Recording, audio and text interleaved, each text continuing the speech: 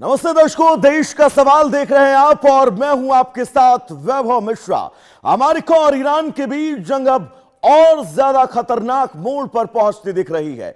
Missile और drone हमलों के बीच दोनों देशों के बीच युद्ध अब और तेज होता जा रहा है। अमेरिकी सेंट्रल कमांड के मुताबिक जॉर्डन में ईरानी हमले में 2 अमेरिकी सैनिकों की मौत हो गई। इसके साथ ही अब तक इस युद्ध में अमेरिका के 16 सैनिक मारे जा चुके हैं। वहीं ईरान की इस्लामिक रिवोल्यूशनरी गार्ड कॉर्प्स यानी IRGC ने दावा किया है कि उसने खुजेस्तान प्रांत के अहवाज में अमेरिकी MQ-9 रीपर ड्रोन को इंटरसेप्ट कर मार गिराया है और इसका वीडियो भी अब सरकारी मीडिया के जरिए जारी किया गया।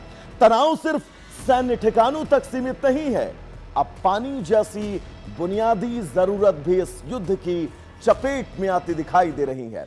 कुवैत ने आरोप लगाया कि ईरान ने उसके एक डिसैलिनेशन प्लांट पर हमला किया, जबकि ईरान का दावा है कि अमेरिका ने हॉर्मुज़गान में उसके डिसैलिनेशन प्लांट को निशाना बनाया। यानी अब समुद्र के पानी को पीने योग्य बनाने वाले प्लांट भी युद्ध के निशाने पर हैं। इस बीच ईरान ने अमेरिका के साथ 1 महीने पहले हुए समझौते से पीछे हटने का ऐलान कर दिया है। इससे साफ है कि दोनों देशों के बीच कूटनीतिक रास्ते लगभग बंद हो चुके हैं और टकराव अब लंबा और खतरनाक हो सकता है, क्योंकि अब यह जंग अब सिर्फ मिसाइलों और ड्रोन तक सीमित नहीं है, बल्कि पानी, ऊर्जा और जीवन रेखाओं पर कब्जे की जंग बनती जा रही है। तो क्या अब पानी के लिए 3rd वर्ल्ड वॉर होने की दिशा में लगातार यह युद्ध आगे बढ़ रहा है? तो आपको बता दें, ईरान जंग में अब निशाने पर पानी है। आपको बता दें, डिसैलिनेशन प्लांट पर हो रहे हमले, कुवैत का ईरान पर मीठे पानी के प्लांट पर हमले का आरोप है। ईरान ने पहले अमेरिका पर यह आरोप लगाए थे, जिसके बाद अब दोबारा ईरान की तरफ से आरोप लगाए गए हैं, जिसके बाद बहुत सारे सवाल कि क्या अब ये युद्ध पानी को लेकर 3rd वर्ल्ड वॉर की तरफ बहुत आगे से बढ़ सकता है। तो ऐसे में देश के सवाल क्या है, यह जानना आप सबके लिए बहुत जरूरी है। दरअसल देश का सवाल है कि क्या अमेरिका ईरान जंग में पानी अहम हथियार बन गया है? युद्ध में डिसैलिनेशन प्लांट पर हमले का आखिर मकसद क्या है? महत्वपूर्ण यह भी सवाल सबसे दूसरा जो सवाल हम आपको बताएंगे, इन सवालों के बीच यह समझना होगा कि युद्ध में डिसैलिनेशन प्लांट पर हमले का आखिर मकसद क्या है, इसके पीछे का कारण क्या है। तीसरा सवाल देश के सवाल में, क्या पानी पर कब्जे की कोई बहुत खतरनाक साजिश चल रही है जो आप, हम और ईरान समझ नहीं पा रहा है? क्या पानी की लड़ाई, ये चौथा सवाल जो बहुत अहम है, कि क्या पानी की लड़ाई दुनिया भर को तबाह करने वाली है? और सबसे महत्वपूर्ण सवाल जिस पर आज चर्चा हम करेंगे, वो हमारा 5वां सवाल है, क्या 3rd वर्ल्ड वॉर का कारण बनेगा पीने का पानी? मूलभूत सुविधाओं में सबसे अहम पीने का पानी, लेकिन क्या यही पानी अब 3rd वर्ल्ड वॉर का कारण बनने जा रहा है? दरअसल अमेरिका ईरान युद्ध के बीच ताजा अपडेट क्या है, वो हम आपको सबसे पहले दिखाएंगे। वॉल ग्राफिक्स के जरिए हम आपको बताएंगे कि अपडेट क्या है। दरअसल ईरान जंग में जॉर्डन में 2 अमेरिकी सैनिक मारे गए, ये हम आपको बिग वॉल के जरिए समझाएंगे, क्योंकि ईरान जंग में जॉर्डन में 2 अमेरिकी सैनिक मारे गए हैं। यह युद्ध का अब तक का सबसे बड़ा अपडेट है। अब तक अमेरिका के 15 सैनिकों की मौत इस युद्ध में सीधे तौर पर हो चुकी है। अगर अगला अपडेट हम आपको बताएं तो कई मोर्चे पर जवाबी हमला लगातार जारी है। इसके बाद सबसे महत्वपूर्ण कारण क्या है, दरअसल खाड़ी क्षेत्र में लगातार तनाव बढ़ता जा रहा है। जितने भी खाड़ी देश हैं, उन देशों के बीच तनाव कम होने का नाम नहीं ले रहा है। अगला ग्राफिक्स, ईरान का अमेरिकी रीपर ड्रोन को मार गिराने का दावा है। यह बहुत महत्वपूर्ण दावा जो ईरान ने किया है कि उसने रीपर ड्रोन को मार गिराया है। IRGC ने MQ-9 रीपर ड्रोन मार गिराने का दावा किया है। यह दावा ईरान की तरफ से किया गया है, लेकिन इस दावे में कितनी सच्चाई है हम समझेंगे। एक और अहम जानकारी, ईरानी सरकारी मीडिया ने इस ड्रोन को गिराए जाने का बाकायदा वीडियो जारी किया। MQ-9 अमेरिका का एडवांस सर्विलांस ड्रोन है, जिसको लेकर अमेरिका अपनी पीठ थपथपाता है, लेकिन ईरान इस ड्रोन को गिराने का दावा कर चुका है। अमेरिका की ओर से आधिकारिक पुष्टि अभी तक इस बारे में कोई नहीं की गई है। ईरान के इन दावों को लेकर ईरान का अमेरिका के साथ समझौता तोड़ने का ऐलान है। कूटनीतिक रास्तों से समाधान पर एक बार फिर से संकट मंडरा रहा है और यही वजह है कि ये युद्ध लगातार बहुत तेजी के साथ आगे बढ़ता जा रहा है और इस युद्ध में अब आगे हल क्या होगा, यह बहुत बड़ा सवाल है। युद्ध में निशाने पर डिसेलिनेशन प्लांट जो हैं वो अब सीधा निशाने पर हैं, यानी कि जो पानी को प्यूरिफाई करते हैं, समुद्र के पानी को। ईरान ने हमले के आरोपों से बिल्कुल साफ इनकार किया है। जो आरोप ईरान के ऊपर लगाए जा रहे थे, इन आरोपों से ईरान ने बिल्कुल स्पष्ट इनकार कर दिया। ईरान ने पहले अमेरिका पर होर्मुजगान प्लांट पर हमले का दावा किया था। यह दावा ईरान ने सबसे पहले किया था, जिसके बाद एक और दावा डिसैलिनेशन प्लांट पर हमले से पानी की सप्लाई पर अब खतरा बढ़ता जा रहा है। दोस्तों, युद्ध में अब नागरिक सुविधाओं को सीधे टारगेट किया जा रहा है। यह बहुत महत्वपूर्ण है। मिडिल ईस्ट में वाटर इंफ्रास्ट्रक्चर पर अब संकट बहुत गहराता जा रहा है कि इन देशों के वाटर इंफ्रास्ट्रक्चर को आखिर क्या होगा, क्योंकि बहुत सारे सवाल हैं। अब सबसे अहम यह है कि खाड़ी देशों की डिसैलिनेशन पर निर्भरता क्यों है। तो दरअसल खाड़ी क्षेत्र का अधिकांश हिस्सा रेगिस्तान है, यानी कि वाटर लेवल बहुत कम है इन तमाम हिस्सों में। इन क्षेत्रों में साल भर में बहुत कम बारिश होती है, मानसून का प्रभाव बहुत कम इन तमाम क्षेत्रों में देखने को मिलता है। निर्भरता का अगला सबसे बड़ा कारण नदियां और झीलें इन तमाम देशों में ना के बराबर हैं। अगर नदियां हैं भी तो बहुत सीमित स्थल पर ये नदियां हैं। अगली अगर बहुत निर्भरता का जिक्र हम करें तो भूजल समिति जलवायु परिवर्तन पर अब सीधे तौर पर असर पड़ रहा है। यह बहुत महत्वपूर्ण कारण है। लगातार भूजल की गुणवत्ता इन तमाम खाड़ी देशों में गिरती जा रही है, न्यूनतम स्तर पर पहुंचती जा रही है।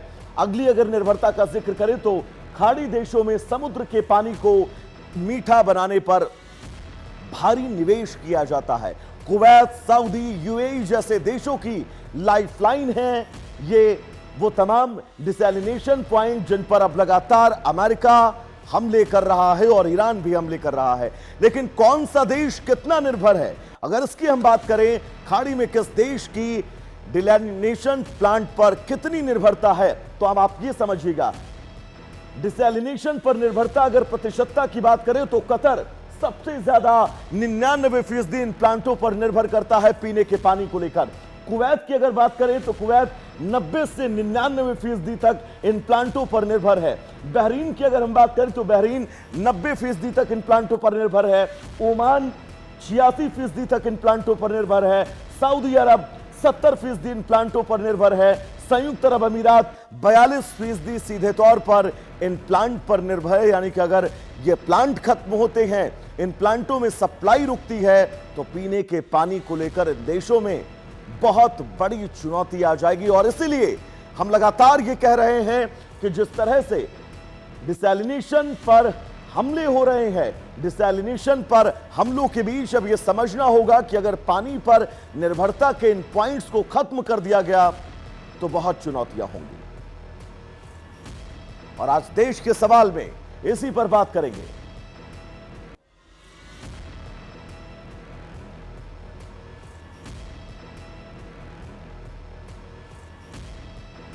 तो पानी पर प्रहार, क्या आगे थर्ड वर्ल्ड वॉर? क्योंकि निर्भरता के जरिए आप बहुत आसानी से समझ गए होंगे कि ये वो तमाम देश हैं जो इन प्लांट्स पर निर्भर करते हैं, जहां पर खारे पानी को पीने योग्य बनाया जाता है। इन खाड़ी देशों में सूखे के हालात बहुत मुश्किल भरे। हमारे साथ दो मेहमान जुड़े हुए हैं। मेजर जनरल राजन कोचर साहब जुड़े हुए हैं, रक्षा विशेषज्ञ हैं। सर, बहुत स्वागत है आपका इंडिया न्यूज पर। प्रदीप कपूर जी जुड़े हुए हैं, पूर्व राजनयिक हैं। सर, आपका भी बहुत बहुत स्वागत है इंडिया न्यूज पर। राजन साहब, मैं आप ही के पास आना चाहूंगा। पानी पर जो निर्भरता है, इस निर्भरता के बीच अब आगे स्थितियां क्या कुछ होंगी, ये सवाल मैं आपके से लूंगा। लेकिन फिलहाल हमारे साथ डॉक्टर अजिताभ जी जुड़े हुए हैं, विदेश मामलों के जानकार हैं। आपसे बस थोड़ी देर बाद जुड़ेंगे। आपका भी बहुत बहुत स्वागत है सर। मेजर जनरल राजन कोचर, मैं सवाल आप ही से करना चाहूंगा, क्योंकि ये जो हम ग्राफ लगातार सर दिखा रहे हैं अपने दर्शकों को, 99% पीने के पानी की निर्भरता इन प्लांट्स पर है। अगर इन पर हमला होता है फिर तो मुश्किलें बहुत है। जय हिंद। वैभव, आपने जय। बहुत ही इम्पोर्टेंट एक लड़ाई का फेज, एक ट्रांजिशन में देख रहा हूँ इस लड़ाई में, और एक एस्केलेशन लेवल, अभी एक नेक्स्ट लेवल का जो एस्केलेशन है वो मैं देख रहा हूँ। बिकॉज पहले जब हम एक मिलिट्री टारगेट्स की बात करते थे, हम कमांड कंट्रोल सिस्टम्स की बात करते थे, हम मिसाइल लॉन्चिंग साइट्स की बात करते, ब्रिजेस की भी बात, इस ब्रिजेस के ऊपर भी हमले हुए हैं, और कुछ एनर्जी पावर प्लांट्स पे भी हमले हुए हैं। अब यहाँ पे जब आपने ये बहुत अच्छा एक ग्राफिक दिखाया, इससे व्यूअर्स को भी बहुत अंडरस्टैंडिंग होगी। जी। यूएई को छोड़ के बाकी जितने भी देश हैं वो 70% से ऊपर उनकी निर्भरता है ये डिसैलिनेशन प्लांट की। और पानी एक सर्वाइवल का जरिया है लोगों के लिए।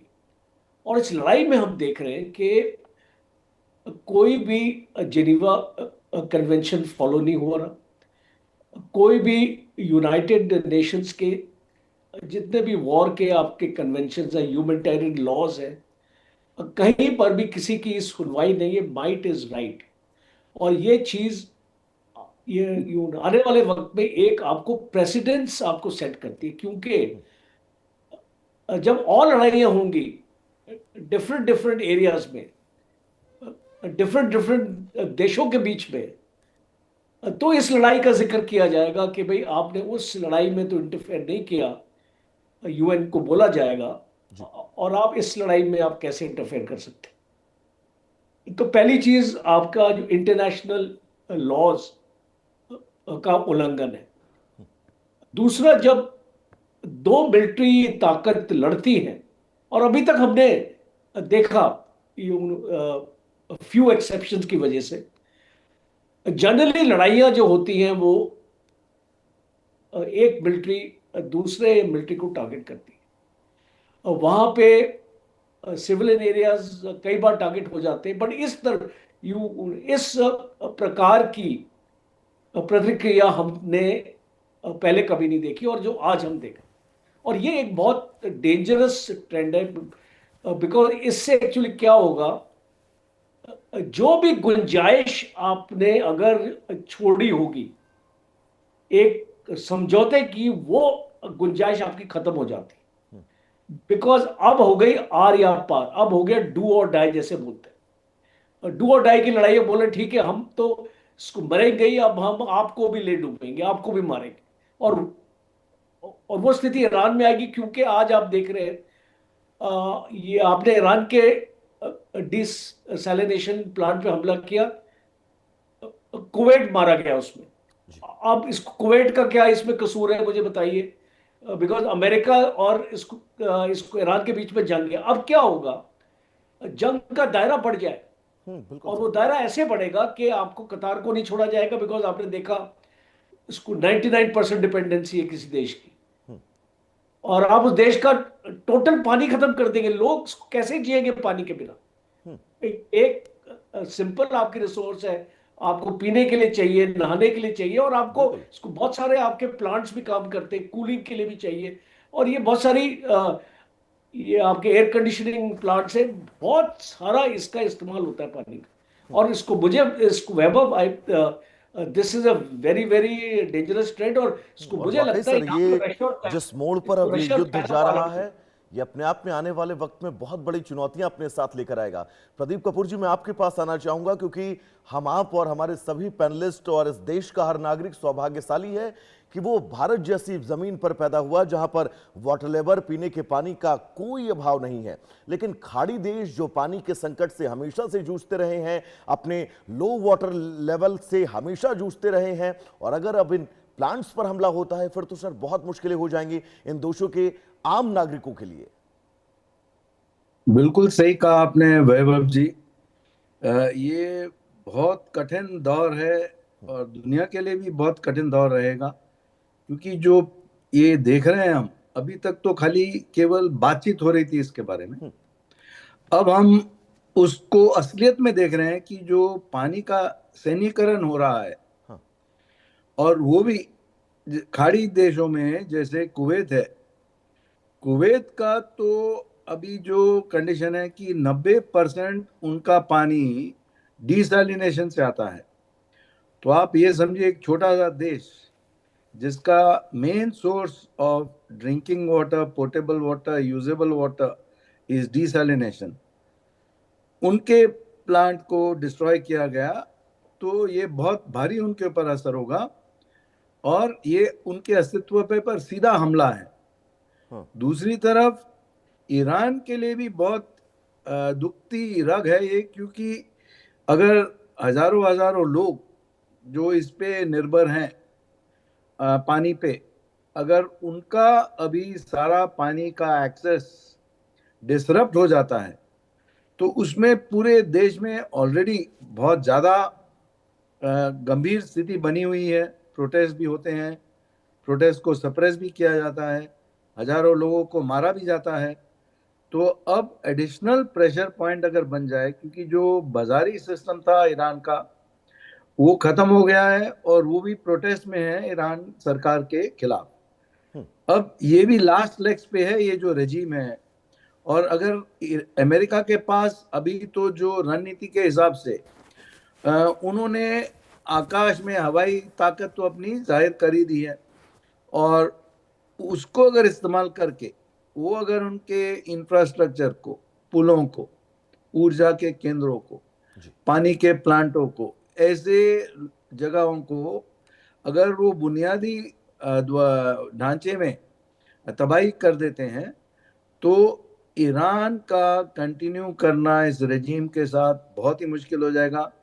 और खाड़ी देशों में हमने तो बहुत पहले सुना था as diplomats and as ambassadors कि the next world war will be fought on the basis of water. पानी के तहत ये अगला युद्ध होगा, जो दुनिया का युद्ध। और प्रदेश साहब, हम तो लोगों वो के अब लिए इसका प्रथम चरण हम तो लोगों हम के देख लिए रहे ये हैं। बात जो है, और हमारे दर्शकों के लिए थोड़ा सा अचरज भरी होगी कि पानी के लिए थर्ड वर्ल्ड वॉर होगा, लेकिन ये जो आंकड़े और डेटा बता रहा है, डेटा एनालिसिस हमने जो किया है, वो बिल्कुल इसी तरफ इशारा कर रहा है। मैं लौटूंगा आपके पास। डॉक्टर अजिताब जी हमारे साथ लगातार जुड़े हुए हैं। सर, रहीमदास जी का एक दोहा है, रहीमन पानी राखिए बिन पानी सब सून, पानी गए ना उभरे मोती मानस शून। और अब मोती और चून को हटाइए, बात सिर्फ मानस की करिए। तो इन तमाम खाड़ी देशों के मनुष्यों को, आम आदमियों को जब पीने का पानी नहीं मिलेगा सर, तो चुनौतियां कितनी बड़ी होंगी? देखिए वैभव जी, बहुत अच्छा आपने ये टॉपिक लिया है। और मैं खुद गल्फ के देशों में लगभग 10 साल से ज्यादा रह चुका हूँ, काम कर चुका हूँ, तो मुझे पता है कि जल की अहमियत ऐसे भी हम लोग जानते बताइए हैं। सर, बिल्कुल विस्तार से डिटेल बताइए पूरी। जी, मैं कई देशों में उधर रह चुका हूं, खाड़ी के देशों में, और वहां जल की अहमियत ऐसे भी, जीवन में जल का महत्व हम जानते हैं, जल जीवन है। और वहां अभी दो चीजों जो युद्ध में खास करके, एक तो प्राकृतिक संसाधन है, जैसे आप देख लीजिए जल की बात है, या ऑयल जो है वो भी एक तरह से प्राकृतिक संसाधन है, जमीन है, इसके लिए लड़ाई हो रही है। दूसरी तरफ जो प्राकृतिक संसाधन के साथ साथ पर्यावरण के मुद्दे हैं, वो भी अभी नेपथ्य में चले गए हैं। अभी खबरें आई थी, और बल्कि युद्ध के दौरान कई बार आ चुकी है, कि जो वहां पे खास करके खरग आइलैंड है, खरग आइलैंड में हरिन वहां बहुत मात्रा में पाले गए हैं, और बहुत बड़ी उनकी संख्या है। वो भी भागे भागे फिर रहे हैं इस भयंकर बमबारी से। दूसरी तरफ जल से वहां के मानवता की क्या हालत होगी, जरा आप समझ लीजिए इस पे कि कितना बड़ा। एक तरफ राष्ट्रपति ट्रंप, आप देख लीजिए कितनी विडंबना है कि कनाडा में जंगलों में आग लगी हुई है, राष्ट्रपति ट्रंप उसको सहयोग करके बुझाने की बजाय कनाडा को उन्होंने थ्रीट दिया है कि उस पे वो पता नहीं 100% टैरिफ लगाएंगे। दूसरी तरफ यहाँ पे बमबारी करके यहाँ जल की, यहाँ जंगल की, यहाँ के जमीन की नेस्तनाबूद कर रहे हैं। पर्यावरण का सिर्फ गल्फ में ही नहीं हो रहा, अमेरिका में पर्यावरण पॉल्यूशन हो रहा है, उसकी उनको चिंता है। लेकिन ईरान और उससे एशिया के देशों में ये ग्लोबल वार्मिंग का जो संकट है, वैश्विक पर्यावरण जो गर्म हो रहा है, जलवायु परिवर्तन हो रहा है, इस पे उनको कोई चिंता नहीं है, इसको तो मानते नहीं है।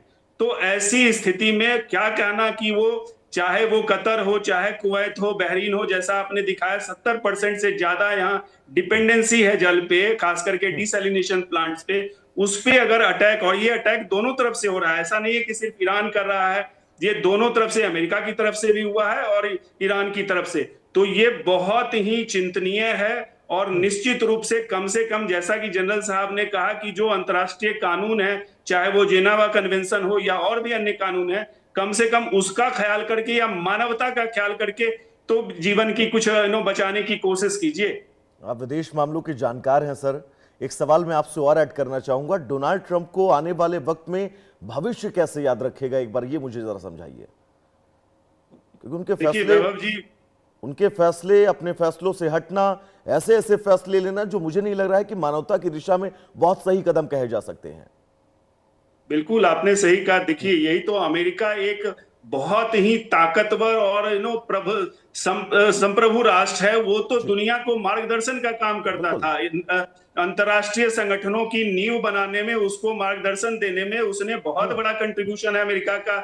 चाहे वो यूनाइटेड नेशंस हो, चाहे वो जितने भी संगठन आप नाम लीजिए, वर्ल्ड बैंक हो। तो आज उस अमेरिका की अनफॉर्चुनेटली ये हालत हो गई कि राष्ट्रपति ट्रंप के मनमानी की वजह से, उनकी एक तरह से कह लीजिए हठधर्मिता की वजह से हम इस स्थिति में आ गए हैं कि दुनिया के जितने भी नियम कानून हैं, जिसको बनाने में अमेरिका का बहुत बड़ा रोल है, चाहे वो डेमोक्रेटिक सिस्टम हो, चाहे वो पर्यावरण के मुद्दे हो, आज उस मुद्दे पे अमेरिका अपनी रेस्पॉन्सिबिलिटी, अपने उत्तरदायित्व से पीछे हटता दिख रहा है। एक तरफ राष्ट्रपति ट्रंप नोबेल प्राइज की सोचते हैं शायद उनको मिल जाए, और दूसरी तरफ उन्होंने इलेक्शन जीता था कि हम कोई युद्ध नहीं करवाएंगे और अमेरिका किसी भी युद्ध में इन्वॉल्व नहीं होगा, अपने मतदाताओं से उन्होंने करवाया था। आज किस मुंह से वो अपने मतदाताओं के पास जाएंगे वोट मांगने के लिए, जब दुनिया को उन्होंने इस तरह से उलझा रखा है, चाहे यूक्रेन का मामला हो, चाहे ईरान का मामला हो, चाहे वेनेजुएला हो, और पता नहीं अगला उनका क्या टारगेट होगा। और बहुत महत्वपूर्ण बात भी है सर, क्योंकि जो हालात उस वक्त विश्व में कई मोर्चों पर हैं, उन मोर्चों में डोनाल्ड ट्रंप की सहभागिता, और आप याद करिए वो दौर अभी 2-3 महीने पहले की बात है सर, जब पीस प्राइज को लेकर वो लगातार ये अपने आप को बता रहे थे कि कितने बड़े वो शांतिदूत हैं इस विश्व के, और विश्व में शांति उनका इकलौता मकसद है। क्वेश्चन साहब, मैं आपके पास आना चाहूंगा, ईरान और अमेरिका के इस युद्ध के बीच आपको नहीं लग रहा है कि ईरान अगर चाहता तो उन 14 बिंदुओं पर बातचीत करके रास्ता निकल सकता था, इन स्थितियों का हल हो सकता था? देखिए, इस वैभव जी, इसको एक 360 डिग्रीज डिस्कशन की तरफ मैं लेके जाता हूं।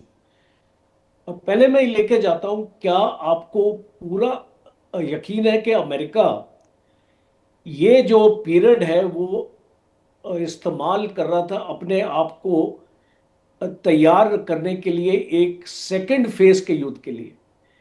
क्या हमको यकीन है कि अमेरिका ये 14 पॉइंट का एमओयू आगे लेके जाना चाहता था?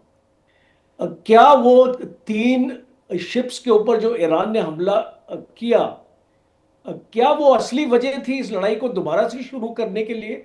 जी, ये बहुत इंपॉर्टेंट सवाल है, क्योंकि पहले भी खाड़ी में हमने देखा, सीज फायर के टाइम भी टारगेटिंग हुई है, मिसाइल फायरिंग हुई है, और इंस्टॉलेशंस पे, एनर्जी के सेंटर पे, ऑयल एंड गैस के ऊपर, ये सारा हमने देखा है पहले भी। पर ये रिस्पॉन्स नहीं देखा जो अमेरिका ने अभी दिया। तो और दूसरा, आपको एक पहलू इसमें और इंपॉर्टेंट मैं ऐड करना चाहता हूं, वो ये है कि अगर ईरान अलाउ कर देता अमेरिका को कि आप ओमान की तरफ से जो चैनल है ये आप इस्तेमाल करो, तो क्या इसको, ईरान को भरोसा था अमेरिका पे कि वो कोई और प्रतिक्रिया ना करे ओमान के चैनल से आने के लिए? और इसको अमेरिका की वजह क्या थी ओमान का चैनल यूज करने के लिए? वो ईरान का चैनल क्यों नहीं यूज कर सकते थे? बिकॉज उनके ऊपर हमला नहीं होना था वहां भी। बिल्कुल। तो ये सारे बिंदु मैं इसलिए आपको हाईलाइट कर रहा हूं, बिकॉज हमारा फोकस हमेशा ईरान पे चला जाता है कि भाई उसने इनिशिएट किया। अब आप उसको, मुझे एक चीज बताइए, ये जो एमओयू है ये किसके फेवर में था? कौन गेन कर रहा था इस एमओयू से? ईरान गेन कर रहा था। बिल्कुल सर। और जो भी सैंक्शन थे ऑयल के, जो एक्सपोर्ट इंपोर्ट करता, अमेरिका ने हटा दिया था।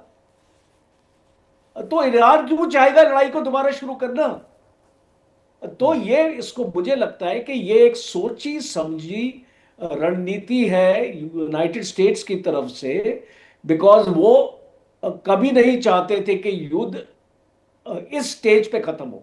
और खास तौर पे जो इजराइल का प्रेशर आ रहा था यूएस के ऊपर, जेडी वैंस कुछ भी बोले, वो एक पब्लिक पोस्चरिंग है, मैं उसको नहीं मान इतनी उसको अहमियत नहीं देता उनकी स्टेटमेंट्स को, पर इसको इजराइल का बहुत बड़ा रोल है अमेरिका के इलेक्शंस में भी, आपको समझना पड़ेगा।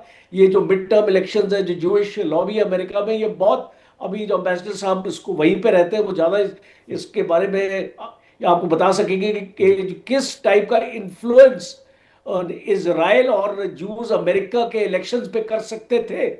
तो ये बहुत इंपॉर्टेंट पॉइंटर्स हैं, और हमको ये इसको समझना चाहिए कि ईरान की वजह से ये युद्ध जारी हो गया है, बिकॉज एक टिट फॉर टैट हम देख रहे हैं।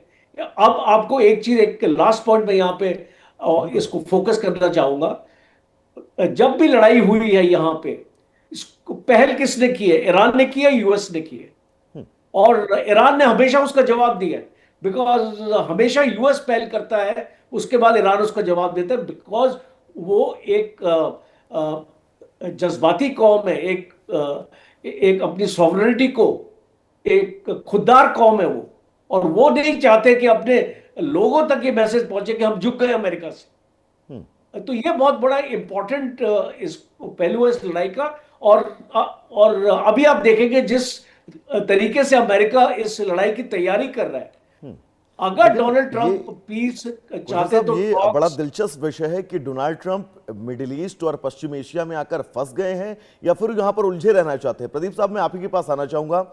एक कहानी हम लोगों ने बचपन में जरूर सुनी होगी कि एक बंदर, लालची बंदर रहता है, शिकारी उसको पकड़ने के लिए घड़े में चना रख देता है और उसका गला जो है वो बहुत सकरा रहता है। बंदर आता है, उसमें हाथ डालता है, मुट्ठी बंद करके चना निकालता है, लेकिन वो कोशिश करता है, उसका हाथ बाहर नहीं निकलता है। अगर वो चाहता तो हाथ खोलकर चना छोड़कर हाथ इजिली बाहर निकाले और वहां से चला जाए, लेकिन इसी दरमियान शिकारी आता है और उस बंदर को पकड़ लेता है और अपने लालच के चलते वो बंदर पकड़ा जाता है।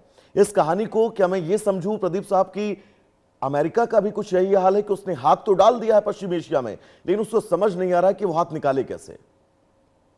लालच इंटरनल जो है वो निकालने नहीं दे रहा हाथ। नहीं, ये तो मिसाल तो आपने सही दिया है, बट ये दोनों तरफा मिसाल है, क्योंकि ईरान ने भी एक्सपेक्ट किया कि उसका जो कंट्रोल होगा स्ट्रेट ऑफ हॉर्मुज पे, वो उसके लिए एक आमदनी का जरिया बन जाएगा। दूसरा, उन्होंने एक्सपेक्ट किया कि जो न्यूक्लियर बॉम्ब चाहते हैं उस पे भी आगे बढ़ सकेंगे, यूरेनियम एनरिचमेंट पे भी आगे बढ़ सकेंगे, और अपने जो उनके प्रॉक्सीज हैं, जैसे हुती हैं, जैसे हिजबुल्ला है, जैसे आईएसआईएस है, जैसे और भी सारे कंट्रीज हैं, हमास है, उनका उनके ऊपर बोलबाला बढ़ता रहेगा और उनका बाकी देशों पे दबाव भी बढ़ता रहेगा। वो लगेगा कि ये बहुत पावरफुल देश है, बहुत खतरनाक देश है जी। तो उनकी बात उनको माननी पड़ेगी। तो वो भी ओवररीच में पड़ गए हैं। अब एक मिसाल मैं देता हूँ हिस्ट्री का। जब वर्ल्ड वॉर 2 खत्म हुआ तो जो एंटनी ईडन थे, जो प्राइम मिनिस्टर बनने वाले थे लंदन के, यूके के, ब्रिटेन के, उन्होंने विंस्टन चर्चिल से बातचीत कर रहे थे, न्यूरेमबर्ग ट्रायल चल रहे थे। तो जो जर्मन जनरल्स थे जिन्होंने युद्ध बहुत अच्छे तरीके से लड़ा था और बहुत ज्यादा विक्ट्रीज पाई थी, वो अब ट्रायल पे थे और उनके ऊपर लोग थूक रहे थे और मूत रहे थे, केज में उनको बांधा हुआ था, बड़े बड़े जनरल्स को।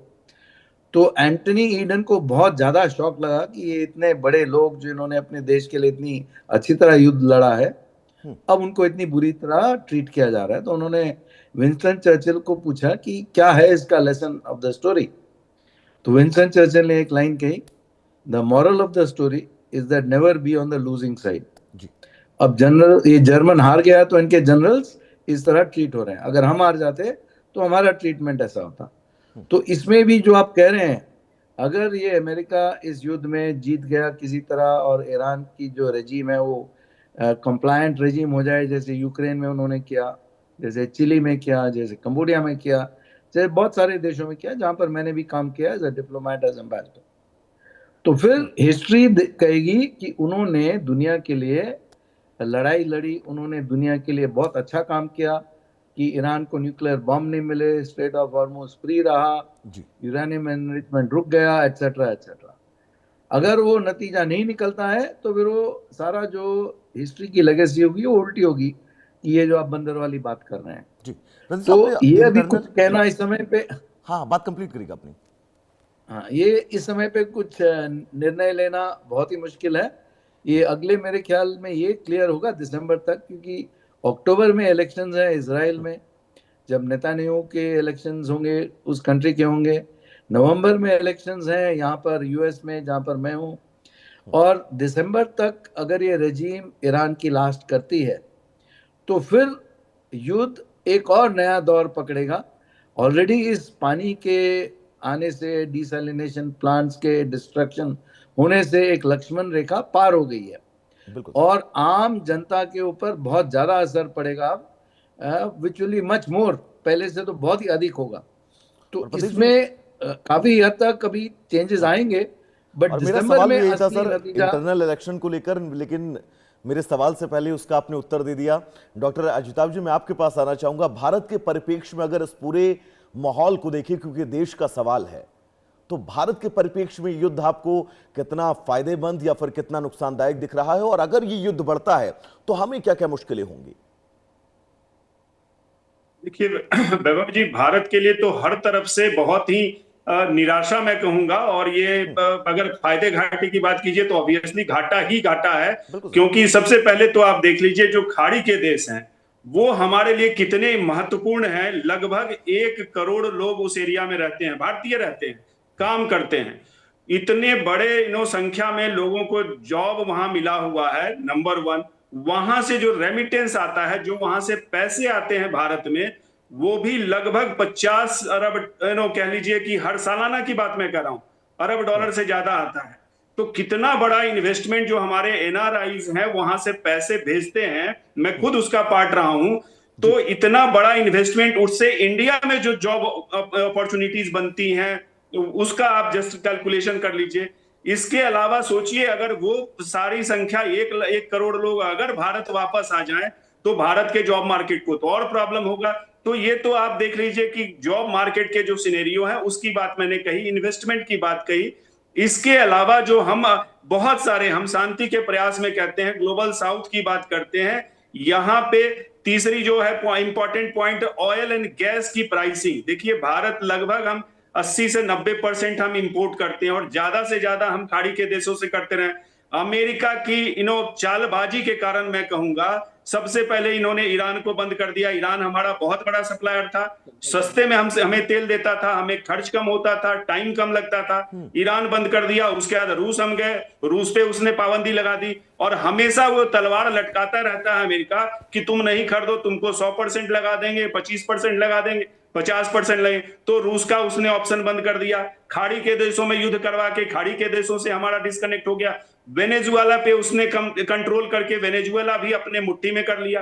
तो भारत के लिए जो सबसे मेन जो ऊर्जा हमारे लिए बहुत जरूरी है विकास के लिए, वो हमारा एक तरह से ठप हो गया। अगर हम सतर्क नहीं होते, अगर हमारी सरकार ने 40 देशों से नहीं अगर इस तरह का करता उपाय, जिस तरह से हम डाइवर्सिफाई किए अपने सोर्सेज को, इंपोर्ट को, तो कितनी बड़ी चैलेंज हमारे पास विकास की होती। सारे हमारे आत्मनिर्भरता का और सब कुछ ठप हो गया होता। तो रोजगार से लेके और इन्वेस्टमेंट तक विकास की कोई भी आप बात करें, बिना इन चीजों के, और हर जगह भारत को बहुत बड़ी डैमेज हुई है, और लॉन्ग टर्म इसका इंपैक्ट दिखेगा। अभी तो ये सिर्फ एक झलकी मैं कहूंगा, ट्रेलर है। ये आने वाले समय में इसका इंपैक्ट होगा। आप देख लीजिए हमारे स्टॉक मार्केट से, गोल्ड मार्केट से, हमारा कितना खाड़ी के देशों को हम एक्सपोर्ट करते हैं, खाद्यान्न एक्सपोर्ट करते हैं, फल एक्सपोर्ट करते हैं, कपड़ा एक्सपोर्ट करते हैं, इससे कितने रोजगार जुड़े हुए हैं।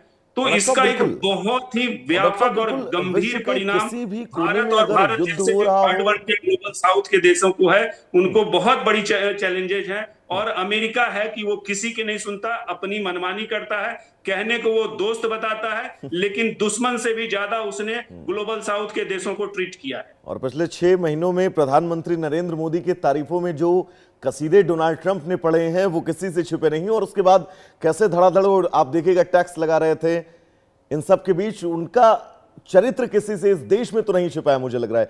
गुज्जर साहब, एक बहुत महत्वपूर्ण खबर मैंने आज पढ़ी थी दोपहर में। उस खबर में यह था कि सऊदी अरब और संयुक्त अरब अमीरात इस वैकल्पिक मार्ग पर अब आगे बढ़ रहे हैं कि स्टेट ऑफ हॉर्मुज पर निर्भरता बहुत कम हो जाए। कुछ पाइपलाइन और बंदरगाह से रिलेटेड था। ये कब तक संभव हो सकती हैं स्थितियां, और क्या ये स्थितियां वाकई संभव हैं कि आप स्टेट ऑफ हॉर्मुज को वैकल्पिक रास्ता जो है वो उसका खोज सके?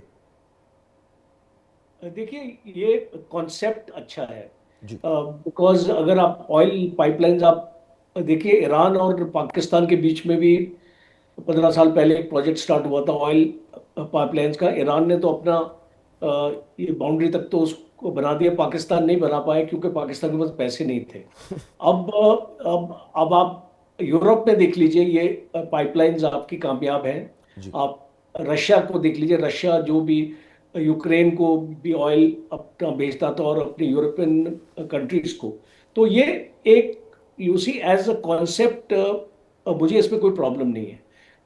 प्रॉब्लम ये है कि जो वॉल्यूम्स आप चाहते हैं, जिस स्पीड से चाहते हैं, बिकॉज सी का जो ट्रेड है वो बहुत सस्ता होता है। मींस एक तो आपकी शिप्स, आपके जो कंटेनर्स होते हैं वो काफ़ी ऑयल कैरी करते हैं और वो बहुत कम टाइम में अपनी डेस्टिनेशन पे पहुंच जाते हैं। खास तौर पे इंडिया का अगर मैं जिक्र करूं तो ये पाइपलाइंस कहां से कहां जाएंगी, बिकॉज यू सी आप एक डायरेक्शन में एक पाइपलाइन को ले जाएंगे, बट आप जो आपकी डिपेंडेंसी है वो आप हर एक जगह तो पाइपलाइन नहीं ले जा सकते। बिल्कुल सर। दूसरा इंपॉर्टेंट इसकी प्रॉब्लम ये आएगी पाइपलाइंस की, it is very prone to साबोटाज।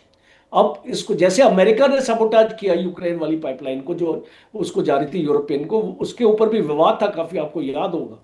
तो वो पाइपलाइन आज की डेट में बंद है बिकॉज अमेरिका ने सबोटाज, और आजकल बहुत आसान है सबोटाज करना। आपके पास इतने आपके अंडर वाटर ड्रोन्स आ गए हैं, आपको पता भी नहीं चलेगा, आप अपनी पाइपलाइन आपकी सबोटाज हो जाएगी।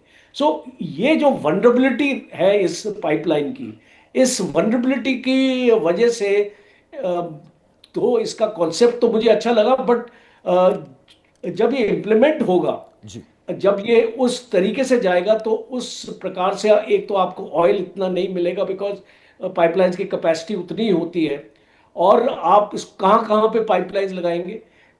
तीसरा, इसको पाइपलाइंस को सेव करने के लिए आपको पेट्रोलिंग करनी पड़ेगी इसको पूरे एरिया की, और वो भी इंटरनेशनल वाटर्स में।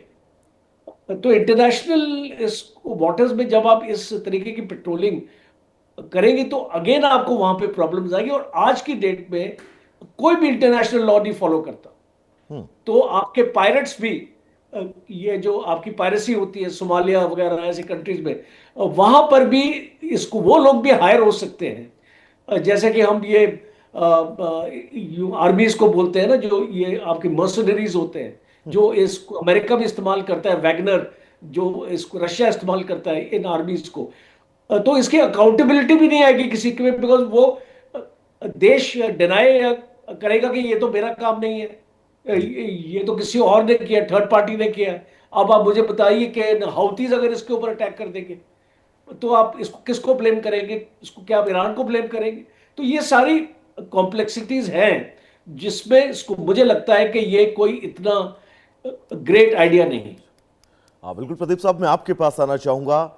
जिस तरह से तमाम डिसैलिनेशन सेंटर पर हमले किए जा रहे हैं, पहले ये हमले अमेरिकी सैन्य बेसों पर किए जा रहे थे, और अगर आप इन तमाम खाड़ी देशों की जलापूर्ति को ठप करते हैं, जलापूर्ति को रोकते हैं, तो ये तय है ये देश ईरान के खिलाफ अब खुलकर फ्रंट पर खड़े हो सकते हैं। और अगर ऐसा होता है तो स्थितियां क्या वाकई थर्ड वर्ल्ड वॉर की तरफ जा सकती हैं, जैसा कि हमारा टॉपिक भी है सर आज का। ऐसा है कि जो लड़ाई जब शुरू हुई थी तो उसके कारण काफी क्लियर थे, जो ईरान का यूरेनियम प्रोसेसिंग, न्यूक्लियर बॉम्ब की तरफ बढ़ना, और इनिशियली सारा जो फोकस था तेल पे था। और तेल के कंट्रोल पे था। और स्ट्रेट ऑफ हॉर्मुज से जो निकल रहा है तेल सारा 20% दुनिया के लिए। अब ये जो नया दौर लड़ाई ने पकड़ा है, तो ये सिर्फ तेल के ऊपर ही नहीं फोकस, बल्कि पानी पे भी डायरेक्टली फोकस हो गया है। डिसैलिनेशन प्लांट्स पर हमले हो रहे हैं, जो बहुत खतरनाक मिसाल है, जिसकी खामियाजा आम जनता भुगतेगी, हर देश में भुगतेगी। तो जो लोगों के माइंड में था कि ये जो गल्फ कंट्रीज हैं स्टेबल है, उनमें सिक्योरिटी बहुत हाई है और इतने सारे हमारे लोग वहाँ पर काम कर रहे हैं मिलियंस में, तो अभी वो सारा जो एक इम्प्रेशन था, जो एक एल्गोरिदम था, जो एक अंडरस्टैंडिंग थी, जो एक होप था, वो सारा टूटता जाएगा। तो इसमें ये देखना है कि दिसंबर तक स्थिति क्या रहती है, दिसंबर के बाद कैसे बदलती है। उस टाइम पे क्लियर होगा कि ये क्षेत्रीय युद्ध ही रहेगा या फिर बढ़ के वर्ल्ड वॉर के चरणों तक पहुंचेगा। क्योंकि चाइना और रशिया का जो सहयोग मिल रहा है ईरान को, उससे ईरान को अभी बहुत फायदा हो रहा है। अमेरिका ने कोशिश की रशिया के सपोर्ट को रोकने के लिए ईरान की तरफ, बट रशिया ने कहा अगर आप यूक्रेन को हमारे खिलाफ सपोर्ट दे रहे हैं और वेस्टर्न कंट्रीज इतनी ज़्यादा सपोर्ट दे रहे हैं यूक्रेन को, तो हम क्यों रुके। चाइना ने भी सिमिलरली, जो ट्रंप का इतना ज़्यादा बीजिंग जाना, बातचीत करना, उसको कोई अहमियत नहीं दी और उससे भी माने नहीं उनकी बात को। तो GPS, geo location, satellite access, ये सारा कुछ जो सपोर्ट मिल रहा है, उसके कारण जो बहुत सारा अमेरिकी स्टेल्थ प्लेन्स थे जिनके ऊपर पेंटिंग होती है कि रडार नहीं लोकेट कर सके, बहुत सारी ऐसी टेक्नोलॉजीज थी जो वेस्टर्न वर्ल्ड के सारा जो टेक्नोलॉजी है उसको काउंटर कर सकती थी। बट अगर आप एक नई टेक्नोलॉजी यूज कर रहे हैं जो चीन की तरफ से आई है, तो प्लेन्स भी ऐसे डैमेज हुए हैं, तो अमेरिका का बहुत ज्यादा लॉस हुआ है और उनको जो रिकूप करना है अभी, उसमें भी बहुत ज्यादा उनको मेहनत लग रही है। तो जब तक वेस्टर्न वर्ल्ड और बाकी जापान, ऑस्ट्रेलिया, कोरिया वगैरह अमेरिका के साथ एकजुट होकर खड़े नहीं होते, तो अमेरिका की ताकत इस समय पे नहीं है कि वो खुद आगे बढ़ सके वर्ल्ड वॉर की तरफ। और दूसरी तरफ ये अभी देश जो हैं उनके पास भी अभी ये ताकत नहीं है इतनी कि इसको होने दें वर्ल्ड वॉर के जैसे।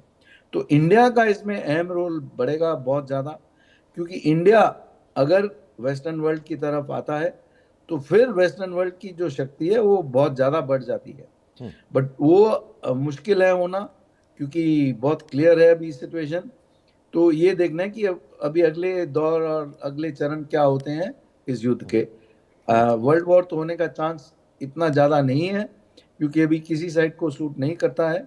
बट दिसंबर के बाद अगर कुछ हुआ हादसा, किसी तरह कुछ एक बहुत ज़्यादा इम्पैक्ट हुआ किसी एक either of the two countries, फिर उसको सडनली फायर पकड़ना बहुत इजी हो जाए। हाँ बिल्कुल सर, स्टडी करके फिर आगे जो है वो बहुत समझदारी से कदम उठाना पड़ेगा। डॉक्टर साहब, मैं आपसे एक सवाल करना चाहूंगा। आप याद करिए महाभारत के वक्त जब युद्ध होना तय था, लेकिन उसके बावजूद भी शांति के प्रयास लगातार किए जा रहे थे।